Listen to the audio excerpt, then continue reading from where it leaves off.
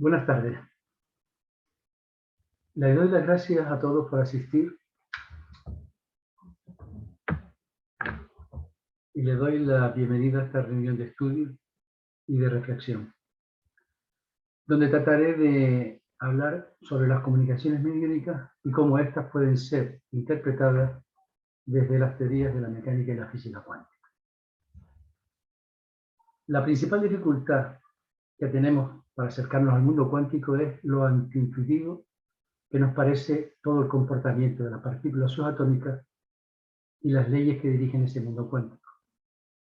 Nuestra mente no está preparada para eso, ya que la realidad en la que nosotros nos movemos, esas leyes son difícilmente aceptadas y entendidas. ¿No? Perdón. Sin embargo, a pesar de esos inconvenientes, desde principios del siglo XX, primero de forma teórica y luego por fórmulas matemáticas, y más adelante por experimentos en el laboratorio, la evidencia de todos los principios del mundo cuántico se fueron demostrando. Y sin que aún haya una teoría que explique todas las preguntas que surgen cuando se está observando estas partículas subatómicas, y aunque se hacen nuevos descubrimientos, los científicos e ingenieros ya han sido capaces de llevar a nuestra vida diaria y a nuestra vida práctica muchas aplicaciones de las propiedades de la teoría cuántica. Por ejemplo, los magnetos superconductores, los láseres, los microprocesadores, la resonancia magnética, el microscopio de electrones, en fin, muchísimas aplicaciones en la vida práctica. De todas las teorías conocidas, la teoría más completa y que trata sobre cómo explicar la realidad en su totalidad es la teoría que se llama la teoría cuántica de campo. Paqui, por favor, vamos a poner la diapositiva.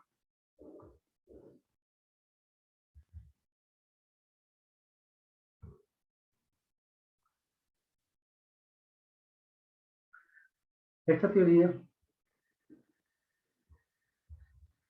trata de explicarnos de qué estamos hechos. Cuando nos preguntamos de qué estamos hechos, la respuesta habitual es que somos átomos, electrones, quarks, partículas subatómicas. Y la representación común de las partículas subatómicas son esas bolitas que interactúan entre sí y que están en el espacio moviéndose, chocando en una atracción y una repulsión continua. Pero en realidad no estamos hechos de bolitas. La bolita es solamente una representación. Para definir qué son las partículas se requiere muchas fórmulas matemáticas que los científicos, para evitarnos, para evitarnos complicarnos la vida, no recurren a ellas, sino que recurren a este ejemplo de las bolitas. A este ejemplo también recurren los educadores y los divulgadores, porque es más fácil explicarnos esta imagen que meternos nuevas asignaturas de matemáticas y 11 de física para explicarnos lo que es el bosón de Higgs o la partícula del mundo subatómico. Bien. Pasamos a la diapositiva 2. Pero si no estamos hechos de bolitas, ¿de qué estamos hechos? Quizás de ondas. Sabemos por las leyes de la mecánica cuántica que las partículas se pueden comportar como ondas. Pero, ¿significa eso que somos ondas? Pues no, porque la evidencia nos dice que no. Una onda, vemos que si tiramos una piedra en un estanque hace una onda, si tiramos otra piedra hace una onda, y las ondas se solapan entre sí. Eso no sucede en la vida real, porque si yo choco mi mano contra la otra, las manos no se solapan, sino que chocan como partículas. Entonces, ¿qué significa? ¿Que somos partículas? Pasamos a la diapositiva 3. Pues tampoco somos partículas exactamente, porque hay un tipo de onda otras diferentes a las que expliqué antes, que son como las ondas de las olas del mar, que no se solapan. Las ondas de las olas del mar suman su energía hasta que llega un momento que esa suma se rompe en olas más pequeñitas. Lo mismo que ocurre cuando tocamos una trompeta o cualquier instrumento musical. La onda sonora no se solapa, sino que se aumenta cuando una trompeta suena y suena otra a su lado, las ondas se suman. Pasamos a la diapositiva 4. Lo mismo ocurre con la luz. Sabemos que la luz se comporta como onda, ¿no? Pues cuando la luz pasa, por ejemplo, ahí ya vemos la luz pasando por unos materiales específicos, no solo se comporta como onda, sino que interactúa entre sí, consigo misma, se retroalimenta, como hacían las olas del mar. Pasamos a la diapositiva 5. Pues bien, desde los inicios de la física, los científicos han dividido el universo en dos grupos. La materia, toda la materia que contiene el universo, y las fuerzas que actúan sobre esa materia. Por un lado están las partículas y por otro lado las ondas, o sea, el campo por donde se propagan esas ondas. Es lo que se llama el campo. Hasta que a unos teóricos de la física cuántica se les ocurrió unificar los dos conceptos, el del campo y el de las partículas. Pasamos a la diapositiva 6. La idea, muy resumida, es la siguiente. Al igual que existe un campo electromagnético, que es la parte de arriba de la diapositiva, que sirve para que la luz se propague por él. En el campo electromagnético, la luz se propaga de una forma uniforme. En el universo, que es la diapositiva de abajo, existe también un campo de electrones. Es como una gran malla donde están los electrones, que se propagarían como las olas del mar. Y que se comportaría en un momento dado como partículas, que es por lo que vemos que a veces los electrones se comportan como partículas o como ondas. Es decir, que cuando esa ola llega a un momento crítico, colapsa y lo vemos como partículas. El resto del tiempo, el electrón anda por todo el universo circulando como una ola del mar, vibrando. Cuando llega un momento que acumula mucha energía, ¡plum!, lo vemos. Pasamos a la diapositiva 7. Esta idea de que los electrones circulan por el universo en un campo vibrando se aplica a todas las partículas. A todas las partículas conocidas, subpartículas y las que están aún por conocer. Esta teoría nos dice que todo el universo en sí es una gran malla de partículas vibrando, semejante a las olas del mar. Es decir, que esas partículas vibran, van acumulando energía y en un momento dado, cuando la energía es suficiente, se manifiestan como materia. El resto del tiempo están como ondas. Con lo cual, el principio de onda-partícula de la mecánica cuántica está integrado en esta teoría. Lo que ocurre es que estos campos que vemos aquí tienen relación unos con otros. Es lo que se llaman los acoples. Pasas a la diapositiva 8, por favor. Y los acoples vienen a ser una cosa como la que he representado aquí gráficamente. En la diapositiva de arriba vemos que de pared a pared hay como un muellito con una bolita en medio. Abajo hay otro muellito con bolitas. Pues cuando vibramos el muelle, vibra el uno independiente del otro. Sin embargo, si le ponemos un resorte, al mover un muelle, el otro, la vibración la recorre. Esa es la comparación a cómo se mueven en el universo los campos de electrones y partículas atómicas y subatómicas. Cada una va en una malla y estas mallas están comunicadas entre sí por estos acoples. Pasamos a la diapositiva 9. Bien. Aquí lo vemos. Una representación más gráfica. Vemos arriba unas partículas, las partículas quark down, como vibran, están moviendo como una ola. Abajo una malla de partículas, subpartículas en realidad, los gluons, y abajo otra malla de subpartículas de quark. Y entre ellas vemos que hay una especie de conexión. Vemos que no todos los campos conectan entre sí. El quark down no conecta con el quark up, conecta con solamente el gluón con el A. Esta forma de conectarse es porque hay una sintonía entre ellos. En realidad no se conoce por qué un campo de partículas conecta con otro. Se supone que hay un patrón preciso, con unas leyes, pero que aún no se conocen. Se refieren a que los campos se relacionan entre sí por sintonía. Es a lo más que se puede llegar para definir lo que ocurre. Diapositiva decimos. Pues al igual que los electrones y demás partículas subatómicas están sujetas a las leyes del mundo cuántico, los campos también. O sea que no podemos pensar de que los campos están en un universo tranquilitos unos al lado de otros y de forma continua, no. Están sujetos a las leyes cuánticas de la superposición y de la indefinición de su localización. Diapositiva 11.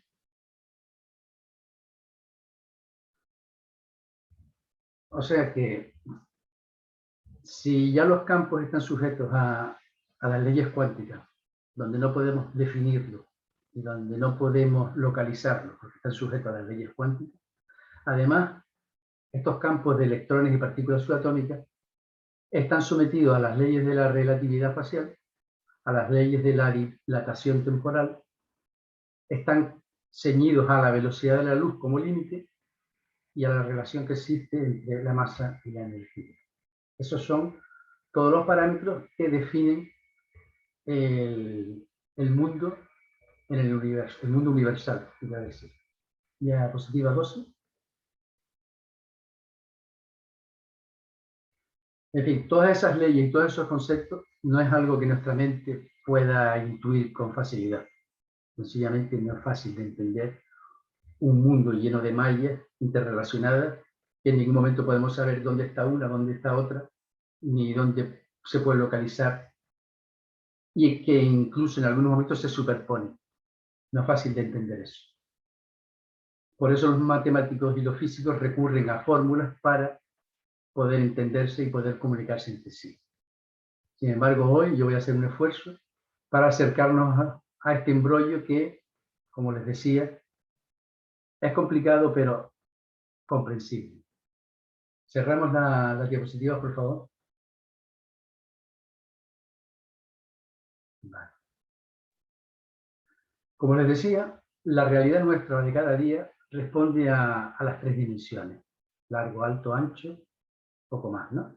Es a lo que estamos acostumbrados a ver por nuestros sentidos, lo que la mecánica clásica nos dice. Pero además sabemos que también existe una realidad multidimensional. Y hoy voy a explicárselo con un ejemplo muy sencillo. Ahora mismo yo estoy siendo observado por todos ustedes a través de las cámaras que aparezco en las pantallas. Y esta realidad para cada uno de nosotros, a nivel mental, se compone de dos elementos. El primer elemento consiste en el que yo pienso de mí mismo.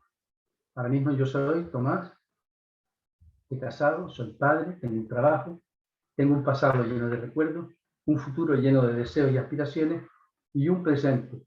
Este presente, en este momento, es que yo ahora estoy compartiendo con ustedes mis conocimientos en una charla. El segundo elemento de la realidad está sostenido por lo que todos ustedes comparten conmigo y lo reafirman al estar presente ante las cámaras, por la atención que me están prestando y por la creencia real de que estamos en la misma charla. Si nadie me escuchase y se apagasen todas las cámaras, o incluso si entre ustedes se pusiesen a hablar, mi situación cambiaría. Ya no sería alguien que está compartiendo una charla, sino sería alguien solitario que está hablando para sí mismo y al que nadie le presta atención. Aunque yo no he cambiado nada del primer elemento, sigo siendo el mismo y haciendo lo mismo.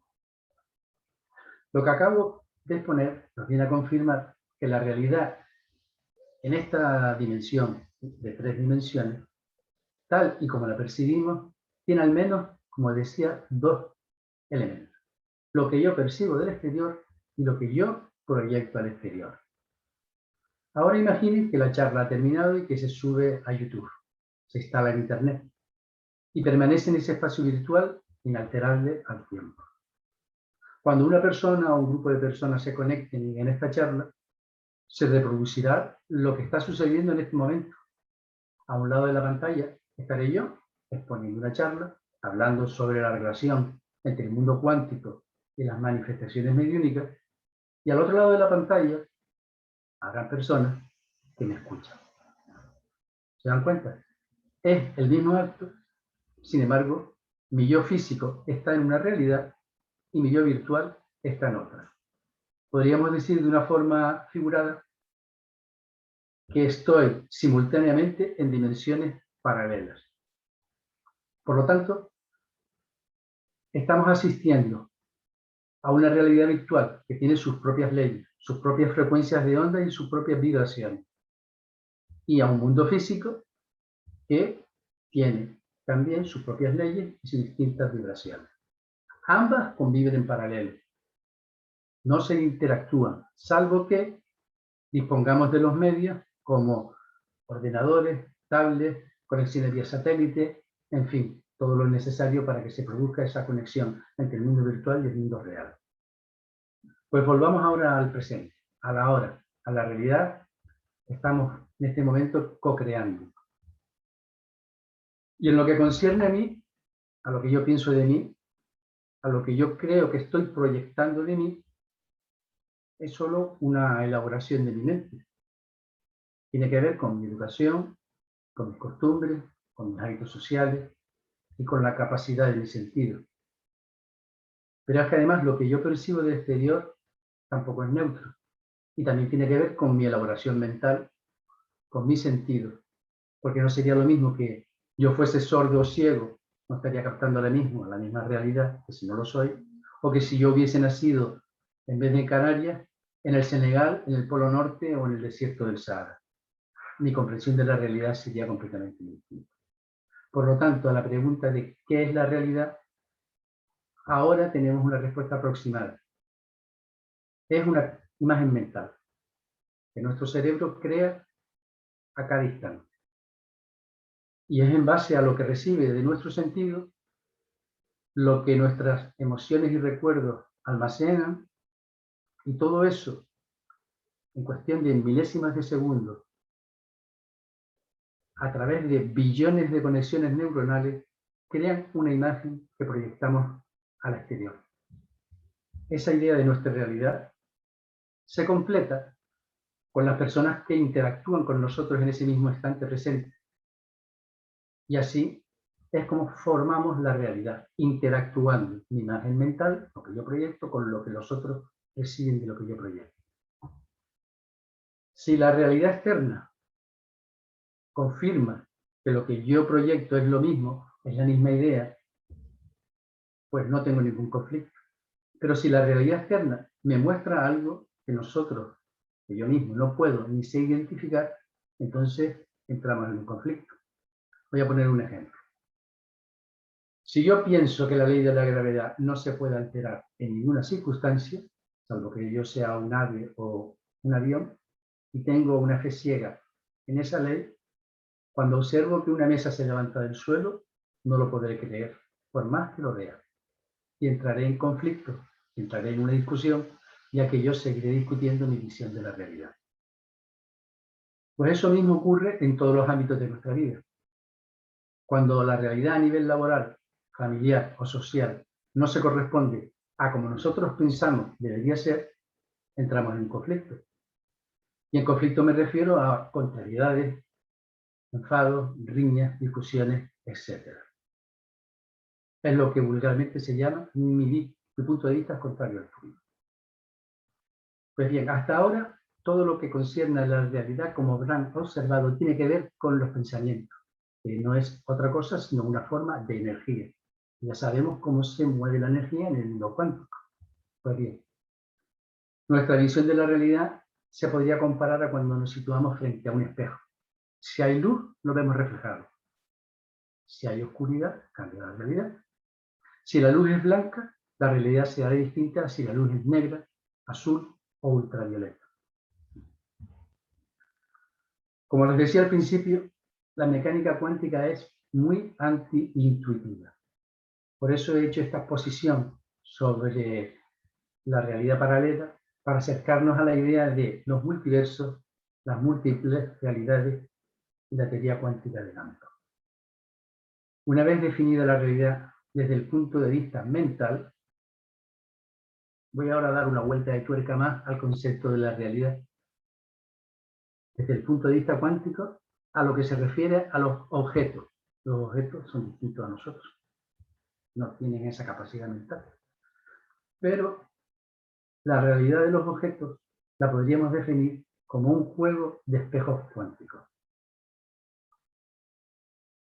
donde los objetos conocidos en realidad no tienen en sí mismos una existencia propia, sino que forman una red de relaciones existenciales que al interactuar entre ellos le dan una apariencia física. Para explicar esto de los objetos vamos a volver al ejemplo anterior, al de la charla. Yo estoy en mi casa, frente a la pantalla de mi portátil, y cada uno de ustedes, por lo que estoy viendo, también están frente a una pantalla. Por el tacto percibimos el sillón donde estamos sentados, en la mesa en la que nos apoyamos. Por el olfato sentimos el café que nos acabamos de tomar o el mate que nos estamos tomando. En fin, en la realidad, como ya habíamos comentado, tiene que ver con lo sensorial.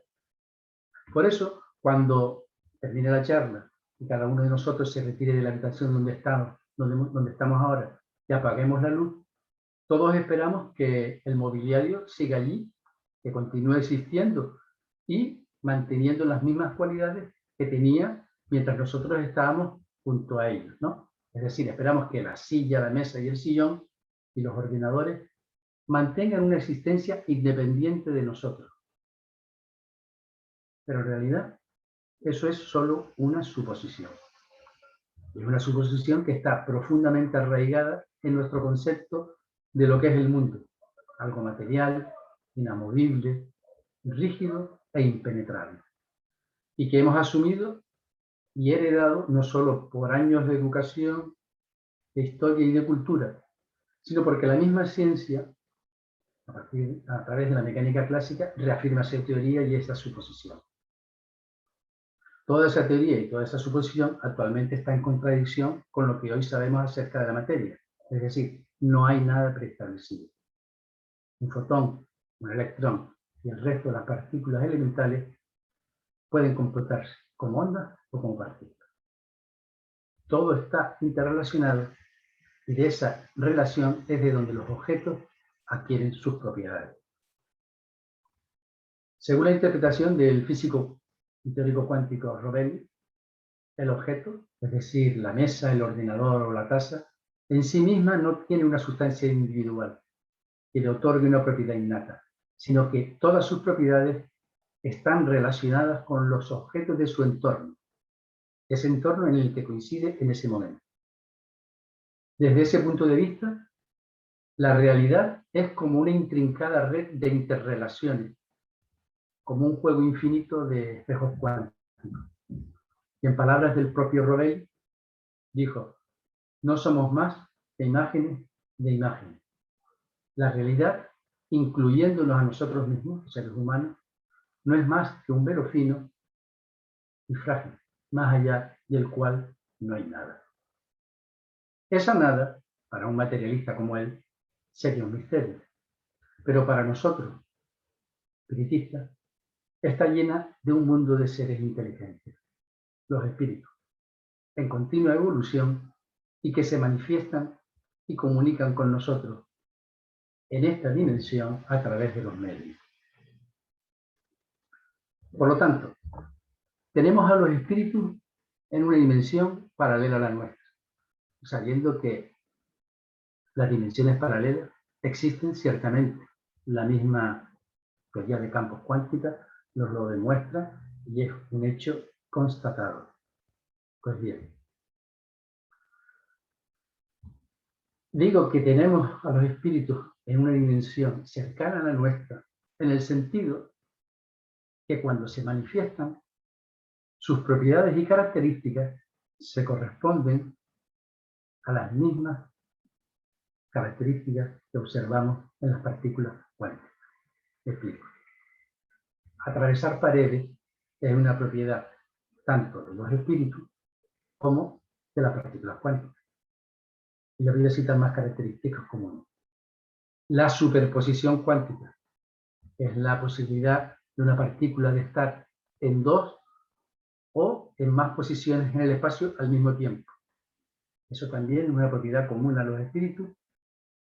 Es una característica que tienen espíritus y partículas cuánticas.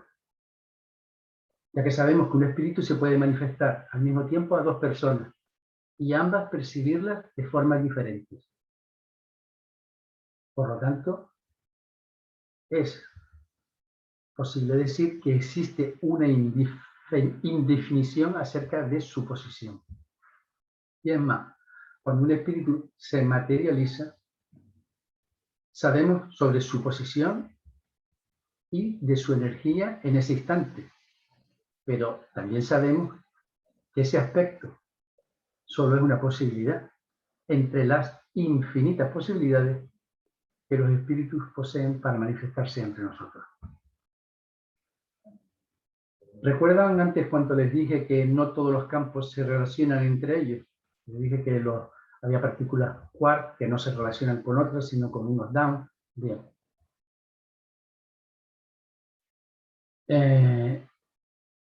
Lo único que saben los científicos es que se relacionan, como les decía antes, por una sintonía. Y que hay un patrón más o menos establecido, pero que sus leyes se desconocen. Pues lo mismo ocurre cuando los espíritus nos dicen que ellos dan sus mensajes con más facilidad a unos medios que a otros. Ellos dicen que tienen más sintonía con unos medios que con otros. Es decir, la energía, el campo vibracional cuántico de un espíritu conecta con algunos medios y no con otros. En otras palabras, al igual que los campos cuánticos, unas partículas conectan entre sí y otras no. Para ir terminando, quiero concretar en los siguientes conceptos. El concepto de multidimensión, el concepto de simultaneidad, el concepto de que el observador influye en la realidad y que las partículas pueden ser ondas o materia. Todos estos conceptos nos permiten asumir de una forma racional e intelectual y consciente que junto a esta realidad tridimensional, la del mundo de los sentidos corporales, convive otra realidad con distinta vibración, con energía diferente y con una distinta concepción de los conceptos espacio y tiempo. El nombre que le demos a esa realidad es lo de menos. Y si a los ateos les rechina la palabra espíritu, pues que busquen otra. Pero la realidad es la que es. Y por mucho que se quiera ocultar, sigue estando aquí. Antes de finalizar, quiero recalcar el concepto de espacio-tiempo, porque tal y como lo concebimos en la tercera dimensión, ese concepto de espacio y tiempo, esa idea mental que tenemos sobre él, es la frontera que nos separa del mundo espiritual, es decir, de la otra dimensión. Por lo tanto, al desencarnar, al pasar a la otra dimensión, si seguimos pensando que el espacio y el tiempo son conceptos tan inamovibles como la gravedad, solo nos generará atraso y una confrontación en nuestra nueva situación. Es decir, entraremos en un conflicto en esa otra realidad, ya que tiene formas diferentes y con unas leyes que la mecánica cuántica está empezando a desvelar. Ya para ir terminando, quiero decirles que en nuestra dimensión actual todos tenemos una referencia común, que es la luz. Casi lo podríamos llamar nuestro límite, el techo. Nada en nuestra realidad puede superar la velocidad de la luz, salvo los pensamientos. Y es a través de ellos como los espíritus se ponen en contacto con los medios y ellos con los espíritus. Por lo tanto, los pensamientos, que son una energía que se materializa como onda o como partícula, en esta dimensión no se pierden. Todo lo contrario, cada pensamiento, cada emoción se almacena en nuestro perispíritu Porque el espíritu se va alimentando de esas emociones y pensamientos. No olvidemos que es una energía. Y si en el momento de desencarnar nuestros pensamientos, nuestras emociones, nuestros sentimientos a lo largo de toda la vida, o sea, la suma de todo ello, no ha sido coherente ni se corresponde a los principios morales y éticos que nos ha dado el Maestro Jesús, nuestro perispíritu será denso, pesado y sujeto a las leyes de esta tercera dimensión. Y hasta que se vaya aclarando, o sea, perdiendo densidad, seguiremos vibrando en esta tierra, un mundo, una dimensión de expiación y prueba. Nada más por ahora.